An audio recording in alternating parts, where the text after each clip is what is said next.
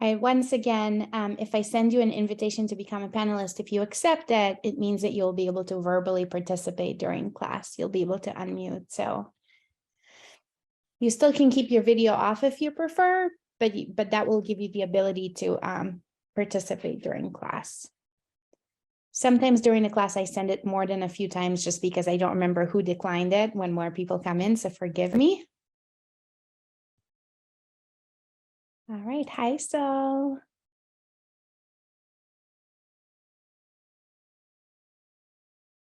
Okay, so welcome everyone. So happy to be learning with you again, seeing all the familiar smiling faces and also new faces.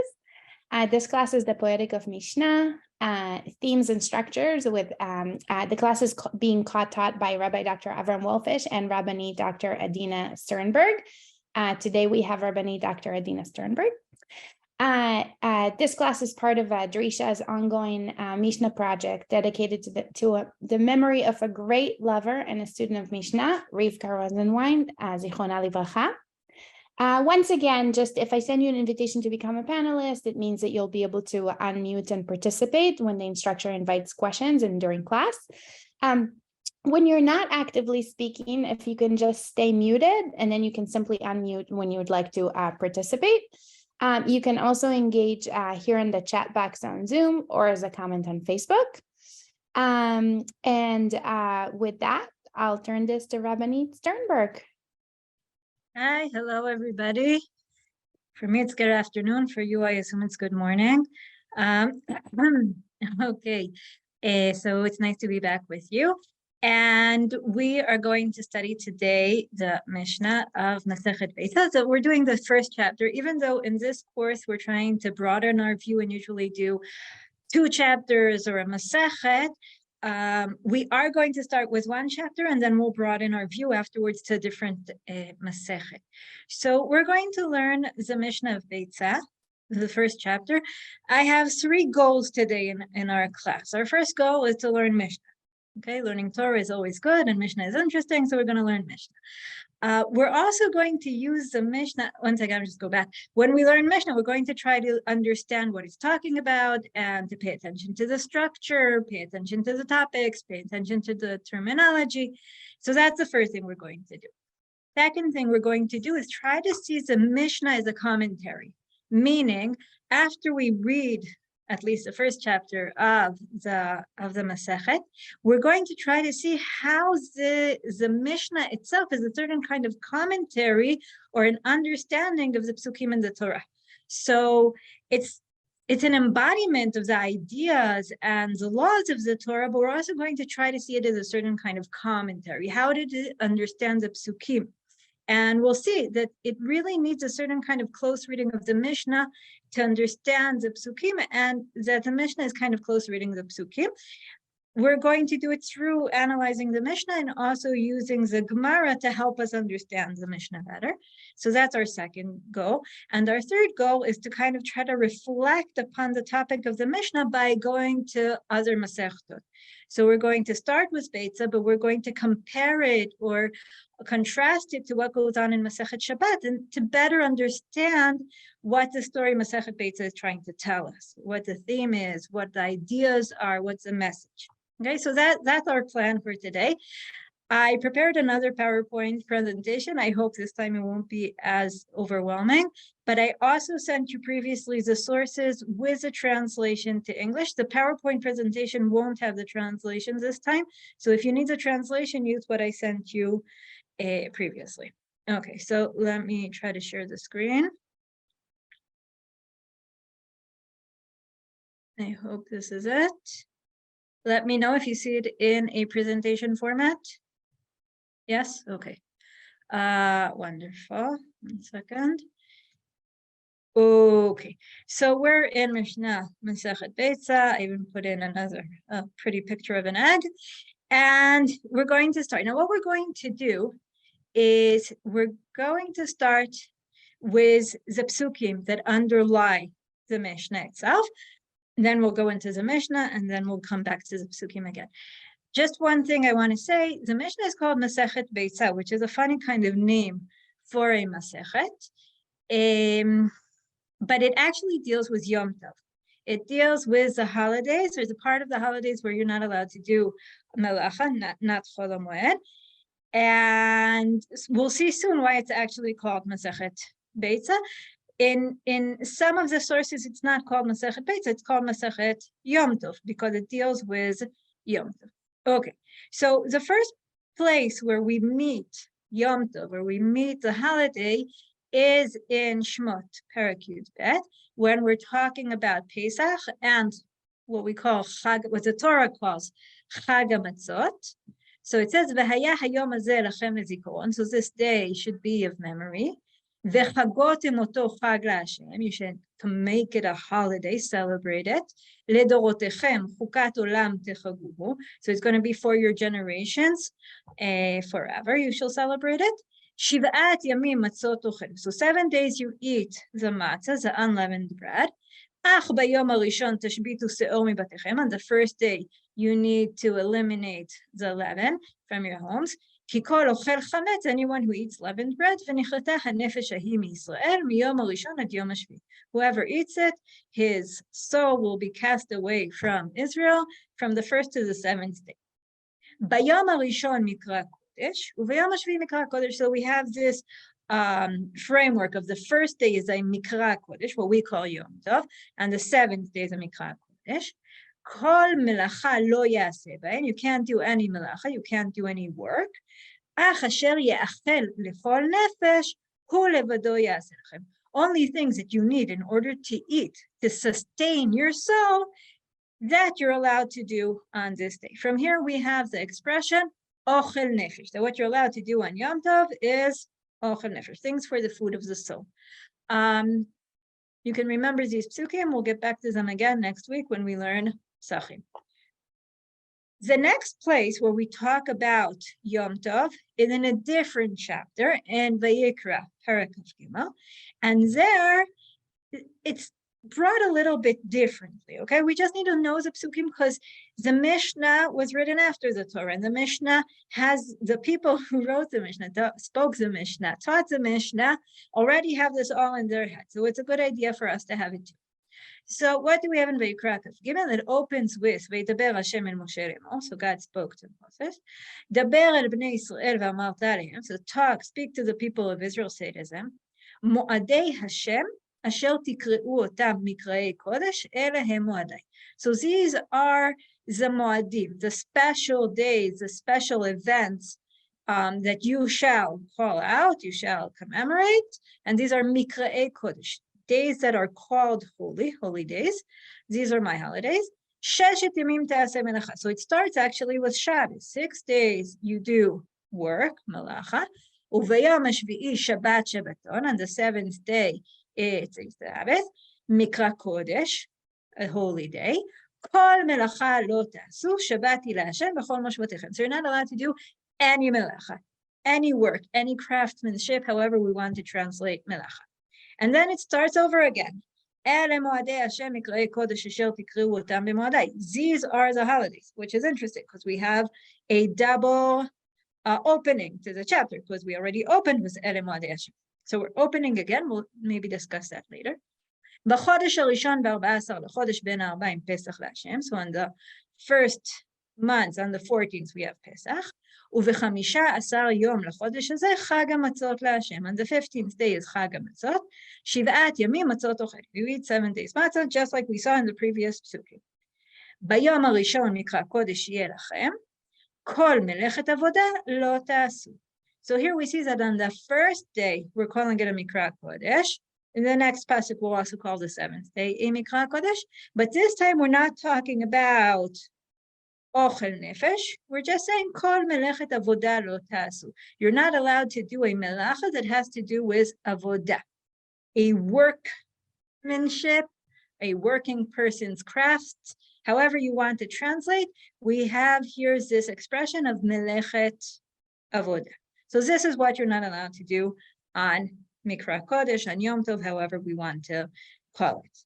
We have one more set of psukim that I want to share with you before we go into the Mishnah, and that is in Dvarim. We have a few chapters that talk about the Chagim throughout the Tanakh.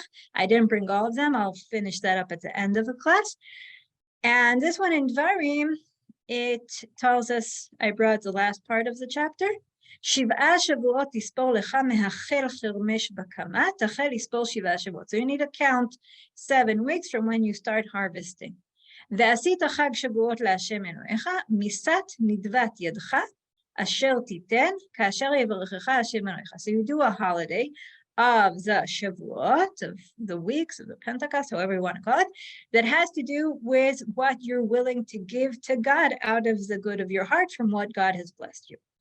ושמחת לפני השם אלוהיך, אתה ובנך וביתך ועבדך ואמתך והלוי אשר בשעריך, והגר והיתום והאלמנה אשר בקרבך, במקום אשר יבחר השם אלוהיך לשכן שמו שם. So what are you supposed to do? You're supposed to rejoice before God with this whole list of people. Some of them are the people from your family, and some of them are the people who are dependent upon you, the orphan and the widow, etc. וזכרת כי עבד היית במצרים ושמרת ועשית את החוקים האלה. So remember that you were a slave and you need to fulfill these commands. Chag, now we go on to Chag HaSukkot. That's a Pentecost, sorry. Chag HaSukkot תעשה לך 7 ימים באוספך מגורנך ומעקבך. So you need to do the Sukkot when you collect your harvest. ושמחת בחגיך, אתה ובנך וביתך ועבדך ואמתך והלוי והגר והיתום והאלמנה אשר בשעריך. Sounds familiar? You need to rejoice with all these people that are part of your family and that are dependent on you. שבעת ימים תחוג להשם אלוהיך. You should celebrate 7 days במקום אשר יבחר השם, in the place that God has chosen. כי יברכך השם אלוהיך בכל תבואתך ובכל מעשה ידיך, because God has blessed you with everything that all your crops and the things that you've done. והיית אך שמח. You need to rejoice. Right? So we can see here that there's a certain kind of ambience that the Torah is trying to lead us towards in the Chagim. So see, there's these 3 sources that have to do with the holidays. I would like you, before I continue, if you would like to share a certain kind of title that you could give to what are the holidays about according to these psukim, what would you guys say? What are these holidays about? What is one title for what is a Mikra Kodesh according, not each separate holiday, but the holidays in general, and especially the Mikra Kodesh part, the Yom Tov part. Can you share with us? Okay, so Emily noticed the happiness, right? We go again through the idea of happiness. You need to rejoice and rejoice and rejoice. 3 times we said it. What else? Community. Everybody in the society. Right. Even if you don't have land. Okay, right. The Ger Yatom Almana, they don't have land, and they come together with those families that bring their produce, and together those with the produce are happy together with those who don't have produce, and we sort of make a community. Wonderful. What else? Memory, or historical memory. Okay, right. That's part of our holidays, is to have a certain kind of historical memory. Okay, so I want us to remember the verses. We're going to get back to them in the end and see what does the Mishnah contribute to understand these verses better. We're also going to bring in other verses, but that's for the element of surprise. So I'm letting myself keep back some of the information. Okay, so let's continue to the Mishnah. What I want us to do with the Mishnah is we're going to look at each Mishnah within itself, and we're going to give a topic. It can be 1 topic, it can be 2 topics. I just sort of want to be able afterwards to look at all of the topics of the Mishnah together and all of the words that keep on coming back and give a certain rhythm to the chapter. Okay, so we're starting with the first Mishnah. Beitzah shenolda b'Yom Tov. So we have an egg that was born on Yom Tov. So now we can kind of already guess why the whole Masechet is called Masechet Beitzah, because we're talking about an egg that was born on Yom Tov. Bet Shammai omrim te'achel, uvet Hillel omrim lo te'achel. There's a disagreement between Bet Shammai and Bet Hillel. Can you eat this beitzah that was born on Yom Tov? בית שמאי אומרים שאור בחזית וחמץ בחחותרת, ובית הלל אומרים זה וזה בחזית. There's another מחלוקת, another disagreement between Bet Hillel and Bet Shammai, and it regards Pesach, even though it doesn't say it here, but talking about chametz and say, oh, we know that it's talking about Pesach. What are the measurements from which point you're chayav? You're liable for having seor and chametz in your home. Is it a big quantity or a small quantity? Okay. In both of these cases, Beit Shammai are more lenient and Beit Hillel are more stringent. Because Beit Shammai let us eat the egg and Beit Hillel don't. Beit Shammai give us a larger measurement for the seor, for the chametz actually, and Beit Hillel give a smaller measurement, which means more quickly I'll be liable than according to Beit Shammai. Okay, so let's start with the topic. What's the topic of the Mishnah, or the two topics of the Mishnah? How would you define it?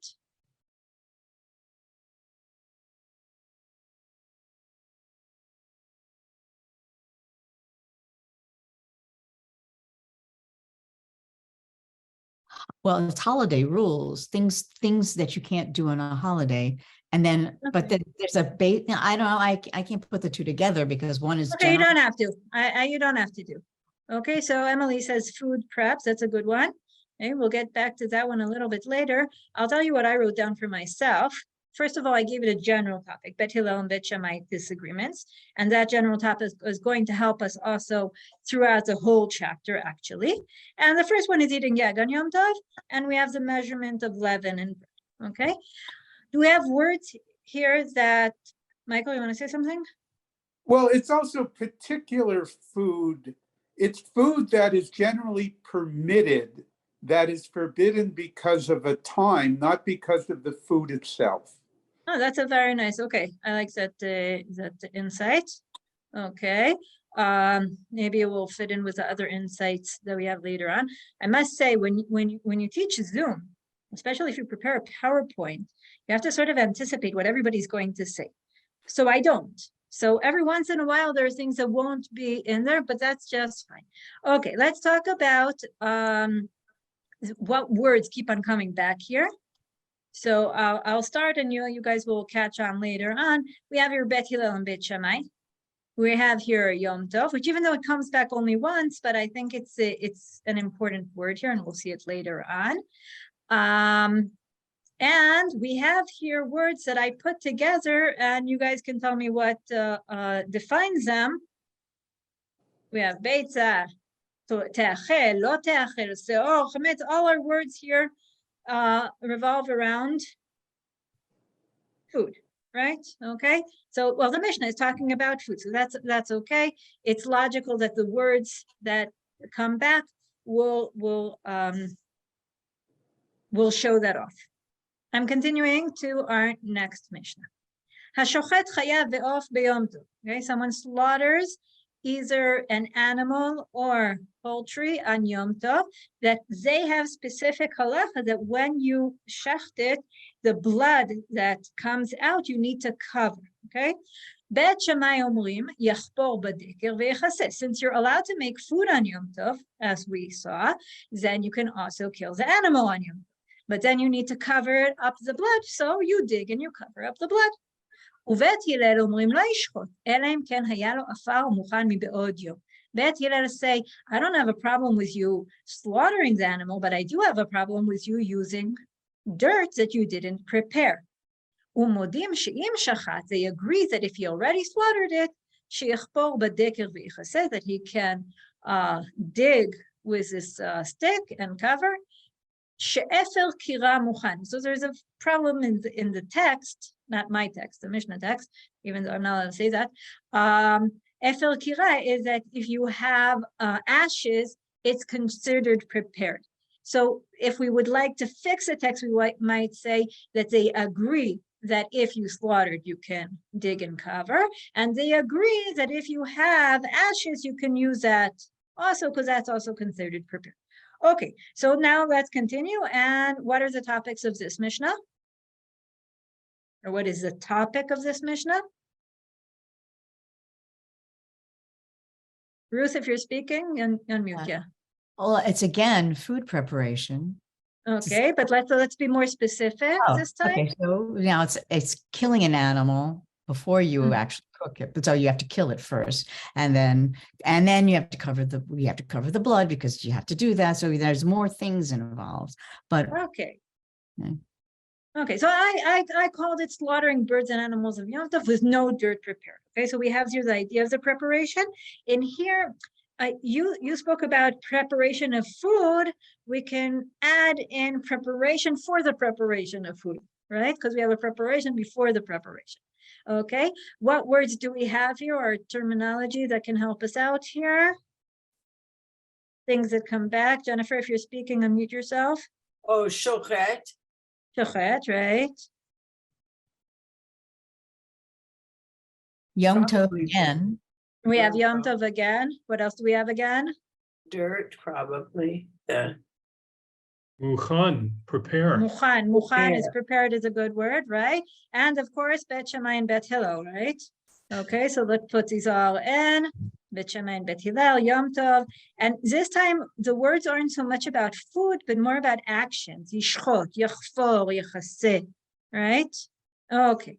Michael, are you raising your hand or are you thinking with your fingers? If you want, then mute. That's a way of thinking with your fingers. Yeah, sorry. It also strikes me that it's about you're allowed to slaughter. Everyone agrees you're allowed to slaughter.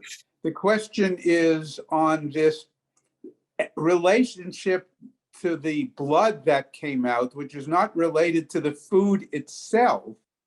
Right. And I just find it an interesting extension.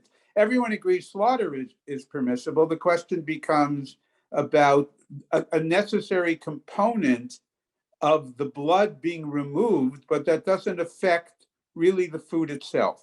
That's true. If I want to build upon what you said previously, it becomes prohibited not because of the action itself, but because of the time of doing it on Yom Tov if you don't have prepared dirt.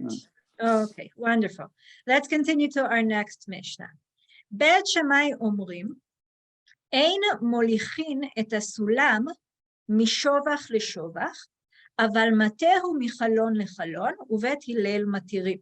Okay, so we have here a interesting concept about moving a ladder from what is called a birdhouse. I don't remember what I called it, bird coop. Okay, so you can't move it from one coop to another, but you can from one window, right? A little home of the birds to another window. Why am I at the pigeon coop or whatever? Because I'm trying to take the pigeons to eat them, right? Okay, so this time Bet Shammai are more stringent. They don't allow you to really carry the ladder from place to place. Uvet Hillel matirim. Bet Shammai omrim lo yitol ela im ken mi'ana mi'be'od yom. So Bet Shammai don't let us take one of these pigeons unless he already shook them from the previous day. Uvet Hillel omrim omed ve'omer ze v'ze ani noten. Meaning it's enough to pre-designate them and that's enough. You don't have to actually catch the bird before on the day before Yom Tov, okay? Just for our illustration, I have here pictures of a chicken coop or a bird coop, a pigeon coop, where you might want to take your ladder from one to another or to put from one window to another, which is, it's closer to each other. Okay, so back to our Mishnah. I actually already put in here the topics, I apologize. So what are our topics? Moving the ladder for taking the birds and designating the birds before Yom Tov. Actually, okay, I apologize. I should have done this more staged. But anyway, we have Bet Shammai and Bet Hillel again. We have matirim. We have also a lot of words of verbs. Molichin, matehu, yitol, mi'anea, omer, all these verbs of things that people need to do. We have our sulam, our shovach, and our chalon. They're places where we might get our food and how. And we have here is the concept of mi'be'od yom, something that I did yesterday. All right, we're going to discuss this all, but before we discuss I want us to have the information before our eyes. Let's continue to our next Mishnah. Mishnah Dalet. Zimen shchorim u'matzah levanim. What is zimen? Zimen is actually what we talked about in the previous Mishnah, where you're designating different birds in order to slaughter them and eat them. So according to Bet Shammai, you designated it by picking it up and checking out the meat. And according to Bet Hillel, it was enough if you pointed out and said, okay, I want this one and that. Okay, but what happens if you designated? You picked out the ones that you were preparing and planning on eating on Yom Tov, but the birds that you picked were black, and now, for some reason, they're white. Levanim u'matzah shchorim, maybe you wanted white pigeons and you got black ones. Shnayim u'matzah shlosha, maybe you picked out two in a certain one of these windows or rooms that the pigeons are in, and suddenly there are three. Asurim. In this case, they're prohibited. Why are they prohibited? Why are you not allowed to use them? Because they're not the designated ones, right? You were supposed to designate. These are not the ones you designated. You can't use them. Shlosha u'matzah shnayim mutarim. If there were three and now there are two, you can assume it's the ones that you designated, just one of them went away. Betoch haken u'matzah lifnei haken asurim. If it was inside the nest or the window or whatever room, and now they're outside, can you be for sure? Can you be certain that these are the ones that you designated? Maybe they flew away and others came. If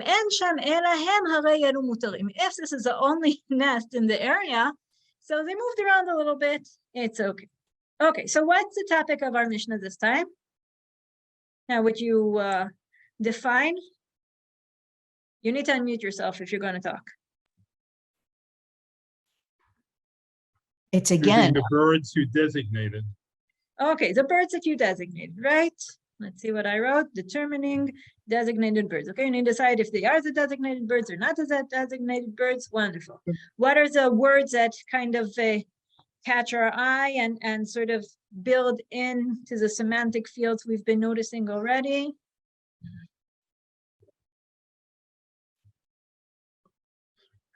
Or colors and numbers. yeah, we have a lot of numbers. I don't even remember what I wrote. So we have zimin, okay, and the shchorim and the levanim, the shnayim, shlosha, the ken, okay. Some of these come together with what we saw before, with the shchorim and levanim come together with Right. birds from before. Zimen reminds us of the mibeod yom and the muchan, right? Okay, But isn't there something missing? what's missing? Beis Hillel and Beis Shammai. Is it missing also in the sources that I sent out? No, I mean in Dalet. Okay, so we don't have a Bet Hillel and Bet Shammai.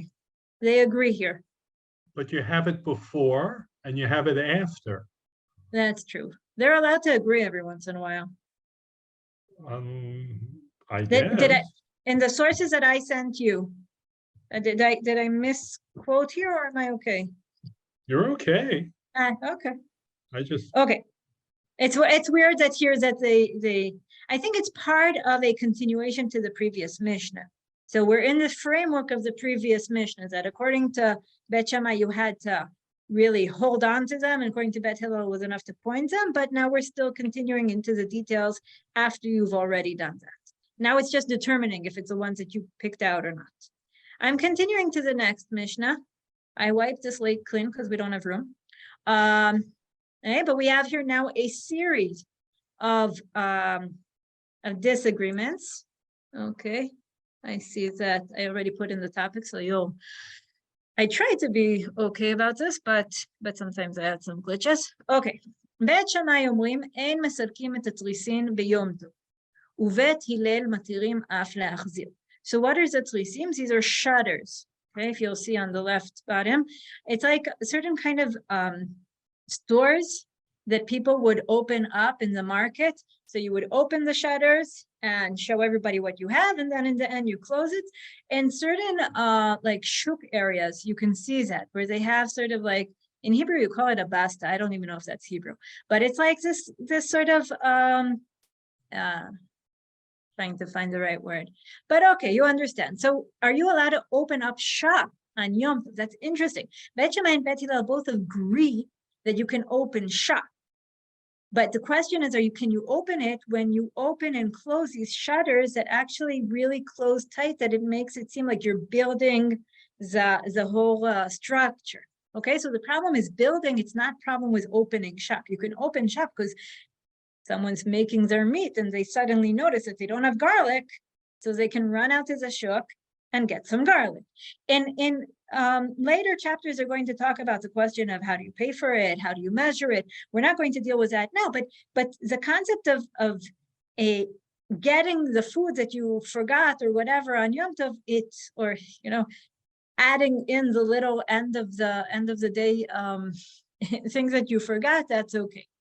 So, but Beit Shammai don't let you open it, Beit Hillel allow you also to close it.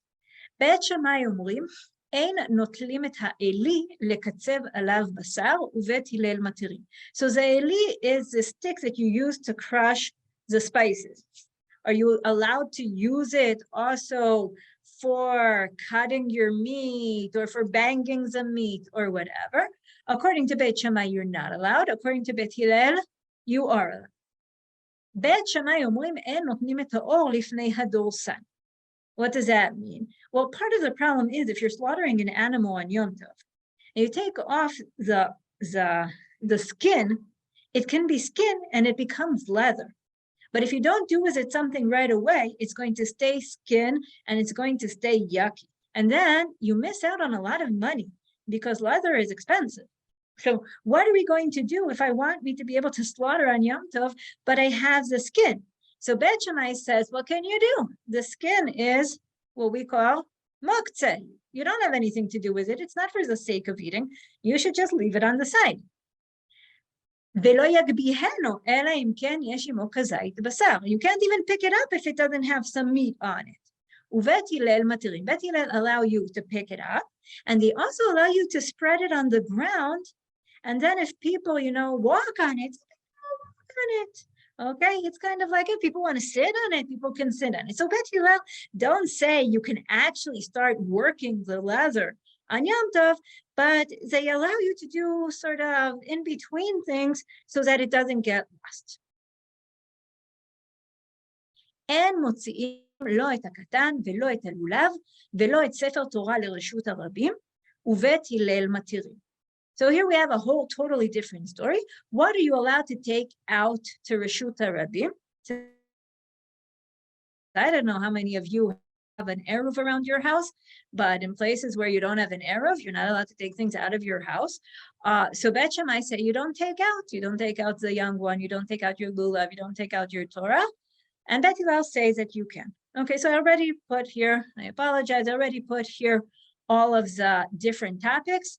Later, we're going to try to see what the structure of this whole chapter is, but here we have all the different topics. I see that I need kind of to start hurrying so that I get everything in. So I'm also going to put here our words, Beit Shammai, Beit Hillel. Again, a lot of verbs, misalkim, notlim, notnim, mutziim, Yom Tov again, things that have to do with food. And we also have a new field of reference with this, which are the Katan, the Lulav, and our Sefer Torah. Continue. Beit Shammai omrim. I have a feeling I just didn't save it at the right time. I don't know. Okay. Beit Shammai omrim ein molichim chala umatanot lakohen beyom tov. What are chala and matanot lakohen? If you're slaughtering an animal, part of it needs to go to the kohen. If you're baking bread, part of it needs to go to the kohen. So Beit Shammai says, put it on the side, give it to them afterwards. Ben shehurmu me'emesh, ben shehurmu me'ayom. It doesn't matter if you set it aside yesterday when you're preparing the food, or today on Yom Tov when you're preparing the food. Beit Hillel say you're preparing the food. There's part of the animal that goes to the Kohen. Give it to the Kohen. There's part of the bread that goes to the Kohen. Give it to the Kohen. Amru lehem Beit Shammai. Here we have an interesting addition to the Mishnah where we actually get a certain kind of dialogue. Amru lehem Beit Shammai. Gzera shava. Usually gzera shava means that we take a word from one place and the other place and we sort of connect between the sources. Here gzera shava means just let's compare the laws. Chala umatanot matana lakohen. The chala and the part of the animal that go to the kohen are supposed to go to the kohen. Utruma matana lekohen. Also, the truma, which is the part that you take from the produce, needs to go to the kohen. Keshem she'en molichin et hatruma, kach en molichin et hamatanot. Just like you can't take the truma to the kohen, so you can't take also the rest of the things. Amru lehem bet Hillel lo. We disagree. Im amartem betruma she'eno zakai beharamata. There's a difference between truma and the other things. Truma you take from produce. Your produce is supposed to be ready on Erev Yom Tov. There's nothing else to do with it. So you should have set aside whatever goes to the Kohen already on Erev Yom Tov, and then you should have taken it to the Kohen Erev Yom Tov. But the bread and the animals, which you're making fresh on Yom Tov, that's when you set aside the presents that go to the Kohen. So if you're allowed to set it aside, you're also allowed to take it to the Kohanim. So again, what we have here, one second here, let's do this better. Okay, I see, I forgot to erase the previous. Okay, so we have our challah and our parts that go to the meat. Okay, so we have transferring different portions set aside for the Kohanim. And again, we have Bet Shammai, we have Bet Hillel, we have Leholich that takes things from place to place. We have Yom Tov, we have words that have to do with food. Okay, we're getting close to the end, and then we can start the interesting discussion. Mishnah Zayin. Bet Shammai omrim, tavlin נידוחין במדוך של עץ. והמלח בפח ובעץ הפרוע. Okay, so tavlin is spice. So Bet Shammai say you want to grind spices on Yom Tov, right? Because we want to put in the garlic into this meat that was freshly slaughtered right now. But what can we do? The garlic is a whole piece, and I want it grinded. You can't grind it in a regular grinder. You need to use something made out of wood, a wooden grinder, which isn't the regular grinder you would use for your garlic. You're allowed to grind the salt, but again, in a little bit different way. Okay? ובית הלל אומרים, תבלין נידוחין כדרכן במדוך של אבן. בית הלל say, you have spices, you can use your regular stone grinder, which is much better, just kedarkan, like you're used to. The hamelach, the salt, because you could have grinded it the previous day and nothing would have happened to it, it wouldn't have lost any of its taste. You make it a little bit differently, not kedarkan, but something similar. Okay, so what are our topics here? We're on to grinding spices and salt. And again, we have Bet Hillel, we have Bet Shammai, we have different foods that have to do with, different words that have to do with foods, and different verbs. A lot of action we have here in this chapter. Next Mishnah. Haborel kitnit beyom tov. So now we have our kitniot, and the rice and the beans and all those things, and I want to sort them. Why do I want to sort them? Because usually they're covered in something. They have different all kinds of things that are mixed in, all kinds of dirt, all kinds of peels, etc. And now I want to sort them out, to clean it out. Bet Shammai omrim, borer ochel ve'ochel. You can take out the food and eat it. Uvet Hillel omrim, borer kedarko becheiko. He can, in his lap, he can do as he is used to. Bekanon uvetamchui. So there are certain kind of sorting methods. Avalo betavla velo benafa velo bekvara. You can't use sorting methods that are used for great quantities. Meaning you can do something which is local, but not something that is full-fledged. Rabban Gamliel omer af mediach v'shelo. You can even wash it off and wash it out, and everything goes. Okay, I want to involve you a little bit more here, so just give me a topic. Says this Mishnah.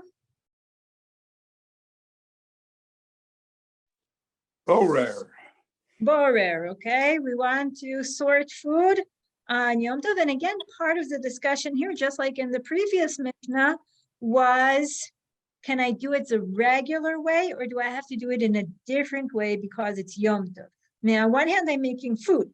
On the other hand, do I have to do it now? Can I do it in my regular way?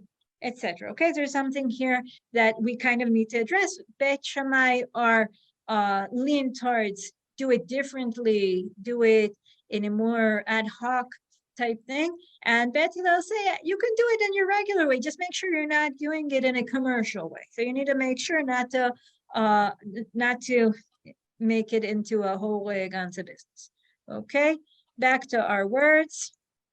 Beit Shammai, Beit Hillel, this time we have Rabban Gamliel, which is kind of surprising. Again, we have the actions and we have the food and we have the different kinds of vessels that you use. And we're back to Kedolko, which we also had in the previous Mishnah. Okay, we're one Mishnah before the end. And I hope you smile at this Mishnah because I like it. Beit Shammai omrim, ein mishalchin beyom tov ela manot. So you can't send on Yom Tov only manot. Now, the translation here loses it, right? You agree with me that in the Hebrew, you can hear the words of mishloach manot, right? Okay, we'll get to that in just a second. Bet Hillel omrim mishalchin, you can send whatever you want. Behema, chaya, ve'of, ben chayin, ben shvutim, they can be alive, they can be dead. Mishalchin yeinot, shmanim, vesaltot, vekitniot, you can send out wine and oil, and different grains and different legumes, avalot vua, but not grain manish, okay? Different kinds of flours, yes, but not the grain itself. Rabbi Shimon matir betua, he allows the grain itself. Now, why is this Mishnah a little bit surprising and a little bit, it causes us to smile? Because we kind of feel that something here is out of place. Like, where'd you get mishloach manot from? What does it have to do with our Mishnah, mishloach manot, right? That's kind of weird.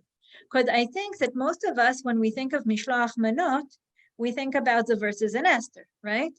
And now you can even say that we're almost in Adar, and we can consider this shir also a preparation for Purim. But our shir in 2 weeks is going to be actually on Masechet Megillah. But in Mishnah, we have in Megillat Esther, we have Al-Kana Yehudim HaPrazim HaYoshvim Ba'arei HaPrazot, the village youth who live in the unwalled towns. Osim et Yom 14 lechodesh Adar, they make the 14th day of Adar, Simcha u'mishteh ve'yom tov, a day of happy merrymaking, feasting, a holiday, u'mishloach manot ishlareu, an occasion for sending gifts to one another. So even the word gifts here is not quite the right word. What's a manah? A manah is a portion. Manah has to do also with food, okay?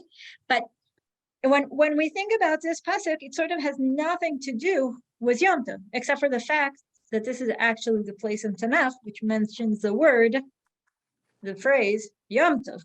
This is where we get the idea of Yom Tov from. But Purim is not a Yom Tov as we consider, okay? But the idea of Mishloach Manot doesn't appear only in Esther. It appears also in Nehemiah. And Nehemiah, we have a story about Rosh Hashanah. Okay, the first day of Adar, the people that came back to Jerusalem from the Babylonian exile, they come on Rosh Hashanah to Jerusalem. Ezra and Nehemiah collect them, and they start reading the Torah. And when they read the Torah, the people start crying, because I always contemplate, are they crying because they understand that they were wrong, or because they suddenly realize how much things are expected of them? And then when they start crying, the psukim tell us, V'yomer Nehemiyahu hatil shata, so Nehemiah the tirshata, which is the ruler of the area, Ve'ezra hakohen hasofer, so Ezra is the priest and scribe, Ve'haleviim hamevinim et za'am, the Levites were explaining to the people, Lechol ham, so they said to all the people, Hayom kadosh u'leHashem Elohechem, today's a holy day. Al titablu ve'al divku, you shouldn't be mourning and crying and weeping, because everybody's crying because they heard the Torah. So he said to them, you should go eat choice food and drink sweet drinks. You need to send out portions to whoever has nothing prepared. This is a holy day, and you shouldn't be sad, because rejoicing with the Lord is your strength. So they said, shh. They were shushing the people, quieting the people. Lemor hasu, be quiet, hush. Ki hayom kadosh ve'al tatzu. It's a holy day, you shouldn't be sad. Ve'ilchu cholan le'chol ve'lishtot. So they all went to eat and drink. U'leshaleach manot ve'lasot simcha gdola. Ki evinu b'dvarim asher hodiu lehem. So the idea of mishloach manot is not just an idea of Purim. It's an idea of Yom Tov. Because if on Yom Tov you're supposed to rejoice and eat, so you need to make sure that also other people have food to eat. And if you remember the psukim that we saw in the beginning, we're talking about being happy with your family, but also with the people who don't have as much as you have. So the idea of mishloach manot is this idea, rejoicing with your family and taking care of those who don't have. So if we go back to our Mishnah, 1 second. Beit Shammai says, okay, you're allowed to send out on Yom Tov, but send out portions, send out ready-made food. And Beit Hillel say, but you know what? Maybe they don't want to eat my lasagna. Maybe they don't like shepherd's pie. Maybe chicken soup isn't what they want. Let's give them, we'll give them the meat, and we'll give them the chicken, or we'll give them some grain, or we'll give them some wine, and they'll decide what they want to make out of it. I must say that even till today, people are always debating about mishloach manot. Should we send them, my challah with my hummus, or should I send them Betty Crocker's make your own pancakes, right? So, I mean, you can decide, right? It's a question, are you going to decide for them what they're going to eat today? Or are you going to give them the option, which is sometimes nicer, to decide what they want to eat and how they want to make the food. Okay, so what is our topic of our Mishnah? Go back. Okay, we have our sending gifts. Okay, food or other, ready-made food or other. Okay, and we have again Beit Hillel, Beit Shammai, we have the different kinds of foods and the verb of Mishalchim. And we're continuing to our last Mishnah, which is also might be a good basis for a very important halakhic question about Purim. Okay, but the Mishnah is Mishalchin Kelim. You can send out also vessels, which usually means clothing. Ben Tfurin, Ben Sheinam Tfurin, whether they're, even if it's sewed together, not sewed together. Even if they have the wool and the flax together, because you might use them not for clothes, you can use them to sit on, or as like a rug or sheets or stuff like that. But if you actually need it for the moed, but not a sandal that has in it spikes, and not a shoe that isn't quite finished. Rabbi Yehuda omer, okay, also not a white shoe because you have to paint it. Ze haklal, we have a rule, because you can send anything that people will actually use. In terms of food, you let them decide, but if you're sending something else, don't send something that won't be used on Yom Tov. That's just redundant. You don't need that, okay? So if we just finish our last Mishnah, again, we have sending useful clothes and shoes. And again, the idea of Mishalchim and Kelim, Letzorach HaMoed, etc. Okay, so we finished the chapter. I want us to see it in front of our eyes. And so I put all of our topics together, all of the words that keep on coming back together. And now we can start thinking about the structure of the chapter. So where is this chapter leading us? What is this chapter trying to tell us? So let's try to notice, or can you tell me, how do you think this chapter is built? First of all, what is the main topic of this chapter? What title would we give this whole chapter?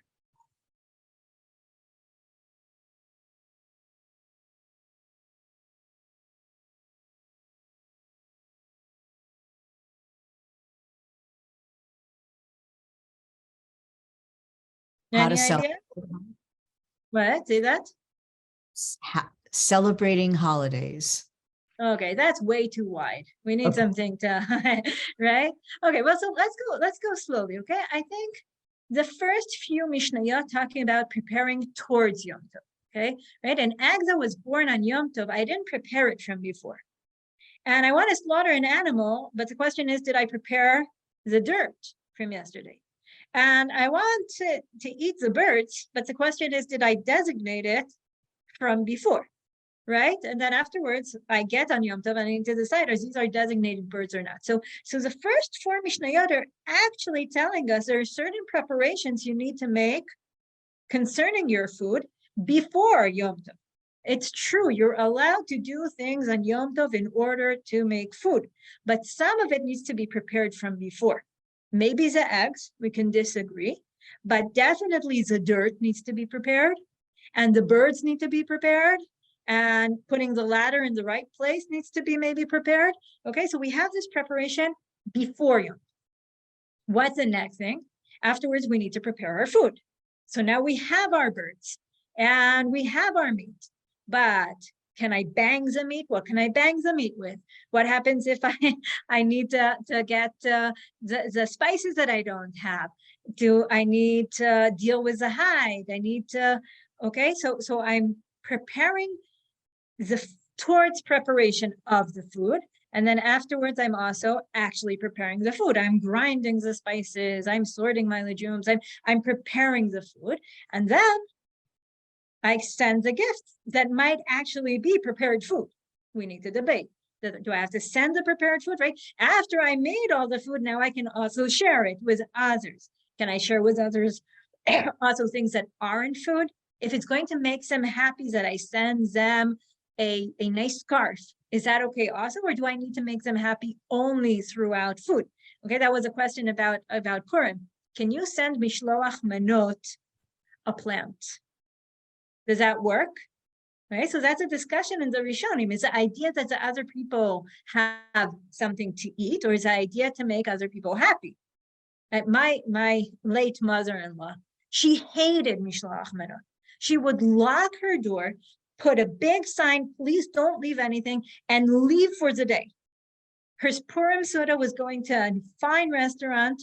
She would give the food to her husband. He would give to her. That was about it. They did they did a mishloach manot just to be yotze, and they ran away from anything that had to do with it. That didn't make them happy, and Baruch Hashem, they had enough food of their own. Okay, so maybe some people don't want food, doesn't make them happy. Can we make them happy in other ways? Okay, so here we have the general outline of this chapter, which on one hand says food is a very important component of Yom Tov, but preparing food is allowed, but you also need to prepare towards the preparation of the food. You need to come into Yom Tov not just saying, okay, I'll take care of everything later on. I also have to come and say, okay, but I need to make sure that I do have the food, that I designated the birds, that they're good, that I designated that if I need eggs, I know that I have them and not, say it's okay, my chicken will give it to me tomorrow. So there's also a matter of preparation for the preparation. What words do we have here? We have your Beit Hillel, Beit Shammai. They're very dominant. We have a lot of things that have to do with food. We have the idea of muchan, mibe'od yom, zimen. All of these things have to do with preparation, with having to be organized. Okay, not waiting for the last minute. We have also a lot of verbs that prepare the food, but also verbs of what we do afterwards. We molich, mishalech, motzi, taking out from me and my household to somebody else. And we have also the question of kedelko. Just because I'm allowed to make food on Yom Tov, does that mean I need to feel that Yom Tov is a regular day? Or do I sort of make sure that I'm aware that it's Yom Tov even while I'm preparing the food? Okay, so this gives us a general idea of the chapter. It also gives us another reason why the Masechet is called Beitza. Because even though the first Mishnah starts with Beitza, Beitza is also a symbol of food, right? This is a Masechet that deals with food. Yom Tov has to do with food. Okay, what do I want to do now? I want to use one of the Mishnayot here to try to get a better idea of what goes on in Yom Tov. And that's a Mishnah that, this I'm going to skip. Okay, so before I continue to what I wanted to do, one of the things that the Gemara talks about is not only why are we so obsessed with food, but why do we have these machlokot between Beit Hillel and Beit Shammai? And one of the things that keeps on coming back is that the question of when are we lenient and when are we stringent also has to do with how much we want people to be happy in Yom Tov. How much is the food and rejoicing through the food a very big component of Yom Tov, because we saw that rejoicing and being happy is a big component. Okay, but now I want to continue to our next Mishnah, and the Mishnah talked about whether or not you're allowed to take out zakatan, zalulav, and sefer Torah l'reshut harabim. Right? Now, this, as I said, is a totally different field. It has nothing to do with food. How did the lulav, the Torah, and the little child come into our discussion? Why are we mentioning them in this Mishnah? Why is this important? Okay, so we don't have time to let you talk, so I'm just going to take my 5 last minutes. But the Gemara suggests 2 different answers. The first answer that the Gemara suggests is the idea of mitoch shehutra letzorech, hutra shelo letzorech. I'm not going to get into the whole sugya. You guys can look at it later. But the first concept that the Gemara suggests is that Bet Hillel, who allow you to take out from your house to Reshut Rabim, to the public domain, the lulav, the Torah, and your child, is because they have this concept of if something was allowed, okay, if something was allowed to do on Yom Tov for the sake of eating, like the mishloach manot, where you take out from your house the manot to give to your neighbor, so you're allowed to do it also not for the sake of eating, also for other sakes. Now, this is a very weird concept. Why is this a weird concept? Because this idea that if you allow something for one purpose, now it's allowed for every other purpose, is really very weird, right? Well, one of the Rishonim say, okay, so there are certain things you're allowed to do on Shabbos for pikuach nefesh, right? Does that mean you're always allowed to do them? You don't have any Shabbos anymore, right? So why, if you're allowed to take out things from your house to the public domain for food, you're going to be allowed to take it out also for other purposes? So the answer to this is because this is a certain understanding of the psukim. Let's go back to the psukim. In Shmot, it said, in Shmot, it says, what are you allowed to do on Yom Tov? You're allowed to make food. But in Vayikra, that's not what it said. In Vayikra, regarding Shabbat, it said, so you're not allowed to do any melacha. But regarding Yom Tov, it says, Kol melechet avodah lo tasu. You're not allowed to do a melacha that has to do with work. I don't have a good translation, okay? But what we can see from here is that we have 2 ways of looking at what you're allowed or not allowed to do on Yom Tov. If you look at Shmot Yud Bet, so your goal justifies the means. If you're going to eat, then it's going to be allowed.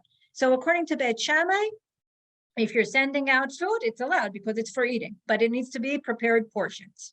But otherwise, you're not allowed to take things out from your home because your goal is only to eat. But Bet Hillel come and tell you, wait. In Shmot, it said that it's for eating. But in Vayikra, it talked about different kinds of melacha.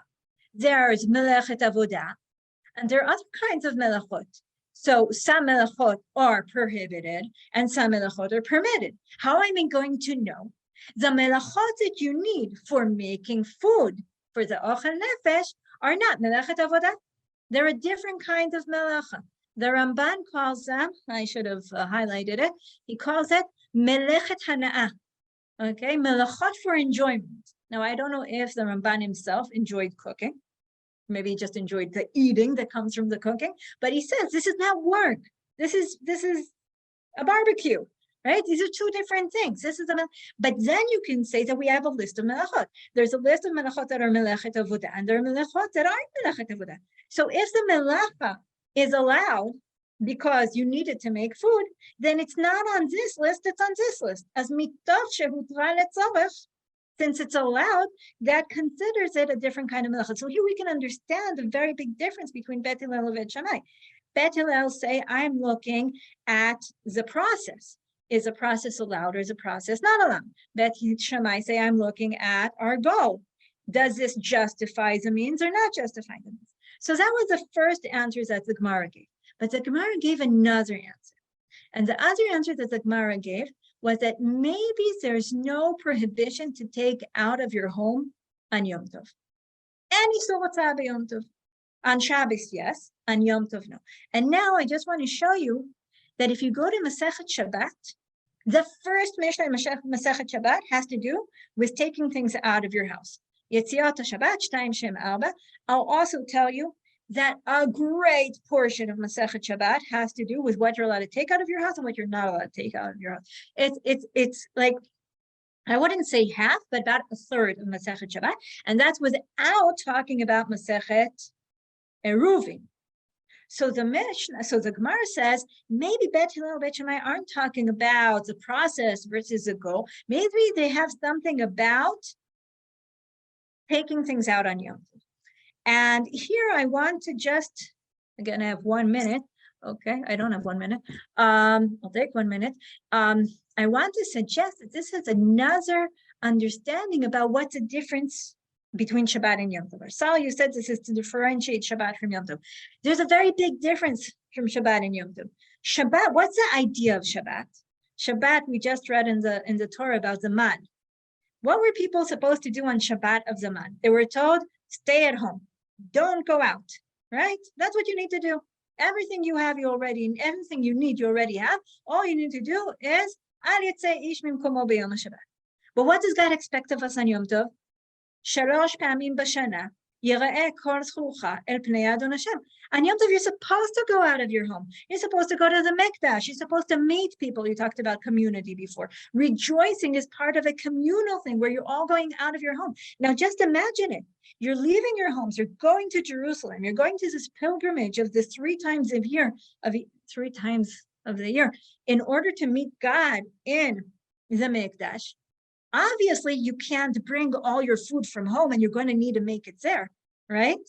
Obviously, you can't be stuck in your tent in the middle of nowhere. It's a time to go out. It's a time to leave your home and go out to the Kedusha. It's a way of defining Yom Tov as something totally different. Now, notice what were the examples that Bet Hillel and Bet Shammai gave, or Bet Hillel gave? The lulav, that has to do with sukkahs, the Torah that has to do with communal reading, and the little guy, the children that are coming up on this pilgrimage. So this machlokes between Beit Hillel and Beit Shammai might be a lot broader than just what are you allowed to do, what you're not allowed to do, but what is Yom Tov and what is Shabbat? One last word, the word moed, which means a holiday, right, has 2 meanings. Moed means a meeting, and it also means a time, or in other words, it's a date, right? A date is a time where you meet. The moed is a time where we go out of our house to meet God. And the halachot, which allow you to make your food and to go out, are there to enable us to have this meeting with God. So that's it. If you have any questions, I'll be happy to answer. Thank you, thank you, thank you. Wow. Okay, any questions, anyone? Feel free to unmute and ask them or write them in the chat. And Rabbanit Sternberg, if you want to unshare the screen. Yeah, perfect. So we can see each other. Yay. Mm-hmm. Okay, thank you so much, Rabbanit Sternberg, and thank you so much, everyone who joined to learn with us. Always love seeing you. Sol, did you want to say something, or you're good? I guess, oh, am I unmuted? Yes. Yes. Below the surface, aren't Beis Hillel and Beis Shammai also have different conceptions of Shabbos as a word, in the sense of completion or rest? And that drives their categories, because they never really make a principle out of it. They just keep giving examples. That could be. That could be. But we'll let you give that share sometime else. Okay. Fair enough. Okay, thank you. Thank you so much again. As Thank always, you. we hope to see you in our other classes in this Zman. And you can look at schedules and everything on our website, drisha.org. Thank you so much, everyone. Lehitraot. Bye-bye.